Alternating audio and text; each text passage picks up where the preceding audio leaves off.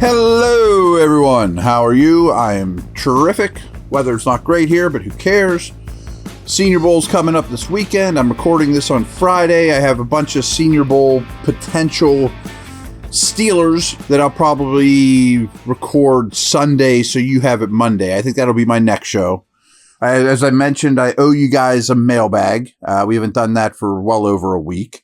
And then I'm going to do a deep dive into the defense. I have some things in mind about what a George Pickens trade might look like, if we're going to go that route. Some quarterback stuff, of course. But today is going to be part 3. This has been getting a lot of responses from you guys of kind of a statistical and then, my analysis of the Steeler offense. And again, it's been a 3-parter, and none of it's super glorious, to be honest with you. I hate to put such a damper on things, and I forget which one of you asked, in the comments on YouTube, said, well, why don't you give us some of the real positive stats? I'm just giving you the outlier stuff. I mean, there's a ton of categories that I find very prominent when I preview games or analyze the Steelers or analyze any teams. And if you're in the top third or top quarter or top 8 out of a 32-team league, whatever, or the bottom, I kind of make note of it. So this isn't meant to be negative. This is just a statistical analysis. And here we go. Back to the Steeler running game. They ran the football 225 times in the first half of games. That's the 6th most. Probably shouldn't surprise you. They come out running the football, and I know that can make you guys crazy, but they're trying to land body blows and wear teams down, and that worked for a lot of the year. Let's be honest. They ran it 269 times in the second half, behind only Philadelphia and Baltimore, who obviously have much more running-ish quarterbacks, not than Fields, but than Wilson. And the Eagles and Ravens, especially the latter half of the season, were certainly playing with a lot more leads than the Steelers, obviously, than that last month. But I bet a lot of these carries were putting teams away through the first 2/3 of the season and running the football. But I did find it interesting that only 2 teams ran the football more in the second half of games. Inside the 10-yard line, the Steelers passed the ball just under 43%. Only 7 offenses passed the ball at a lower percentage inside the 10. Now, I definitely think that's very Fields related. Wilson was good, not great in this area of the field, but I do think his history and what I've seen from him indicates that it's still very much a strength. A lot of those passes went to Pickens, but I will tell you, the most efficient way to get the football in the end zone is running it when you're in close.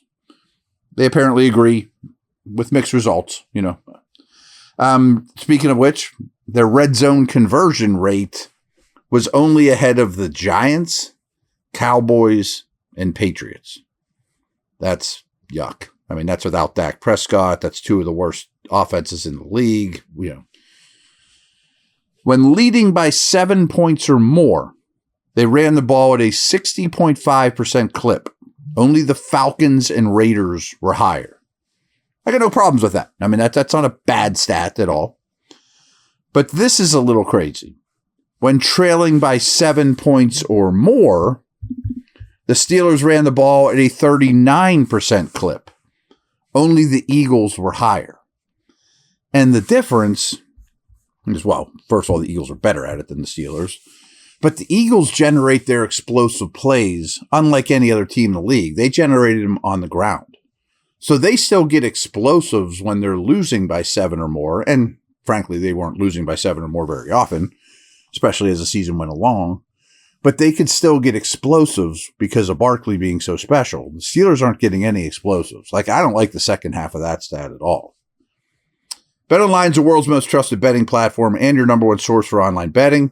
From the earliest odds to in-game live betting, BetOnline provides you with all the action, the ability to watch the games as they happen. With the largest selection of odds on everything from football, NBA and college basketball, NHL to UFC and MMA, Head to BetOnline today and get on the action with America's most trusted site for online wagering. BetOnline, the game starts here.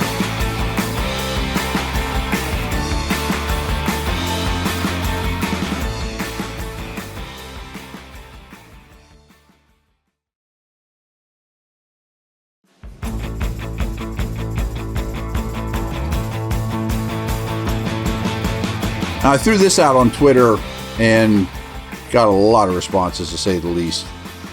And I don't disagree. This is something I've been harping on all year, but this is the final of it. With 5 to 9 yards to go, which is mostly going to be on second and third downs, of course, they ran the ball 40% of the time.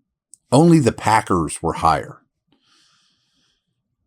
And why I have a problem with that is basically, especially if it's third down or if it's second down, 2nd and 8, 2nd and 9, and you run the football, your whole goal then is to get the third down, which is a losing proposition because you're killing it in this league if you're converting 50% of your third downs. Get first downs on first and second down.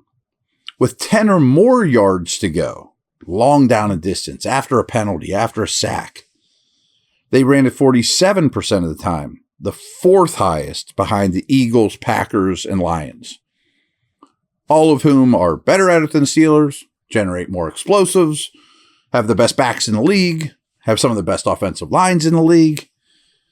But that's worrisome to me. I mean, more than 10 yards to go, and almost half the time you're handing the ball off. On first downs, as we talked about before, they're the worst team in the league on first downs. They ran at the fourth highest rate on just first downs. And again, this is where I was talking about before. You don't want to snap the football on third downs because bad things happen and rarely do you convert. Not rarely, but it's not a winning proposition. In an average Steelers game this year, they snapped the ball 13.3 times on third downs. Only 6 teams were higher. And you got to think that's the Patriots and, the terrible offenses out there. On third downs, they were 15th best in the league, right in the middle, 39.5%. But on fourth downs, and I've talked to you guys about this a lot, they were only better than the Cowboys. Second worst team in the league on fourth downs. And trust me, I do not think it's a coincidence that the 4 teams that played last weekend are 1, 2, 3, 4 in fourth down conversion rate. Steelers were 31st. Couple more things here. Sort of like we just talked about, they reached third downs on just under 50% of their drives. 25th in the league. So they're always snapping the ball on third downs, as we talked about. All right, and here's how I'm going to wrap this thing up. This is just end of season snap counts. At quarterback, it was 760 for Wilson, 411 for Fields. At running back, and remember, some of these guys got injured. Not everyone was available for all 17 games, but this is the final tally. Running back, Harris, 587. Warren, 473, and he really closed that gap as the season went on. 110 for Patterson. Pretty sure we won't get that 110 from Patterson, and I don't think you'll get 587 from Harris next year. Wide receiver, Pickens, still led, even though he missed some time, 809. 755 snaps from Jefferson. Let's stop there for a second. Van Jefferson's an NFL player. He's fine. But if he's out there for 755 plays a year, your receivers just aren't good enough. Simple. Austin, 627. Miller, 209. Mike Williams, 180. Skoranek, 109. I'm a Skoranek fan, by the way. I think I've made that clear. Tight end, I'm cool with this. Freiermuth at 802. Washington at 602. Pruitt at 281. Hayward at 211. Side note, I'm just going to throw this out there because I've done a lot of draft stuff. I've posted some mock drafts I've done. And I often draft the tight end in the mid-rounds because they live in 2 and 3 tight end sets. And I don't want 281 snaps from Pruitt or 211 snaps from Hayward. And what if Freiermuth or Washington gets hurt? And this tight end class is awesome. More on that later. Okay, here's your O-line snaps. 1,128 for Moore, 1,117 for Jones, 1,021 for Frazier, 936 for McCormick, 872 for Isaac. Anderson chipped in with 357. I think he's a keeper, not a great player. Daniels only lasted 209. You got 153 from McCollum, who I also like. And brutally, your first round pick only gave you 55 snaps.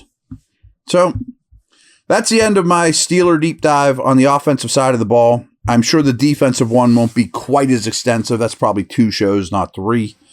Again, mailbag stuff's coming up. And I'm psyched for the Senior Bowl. I did a lot of research on the practices. So that's a wrap, folks. Over and out. Follow me on at Williamson NFL.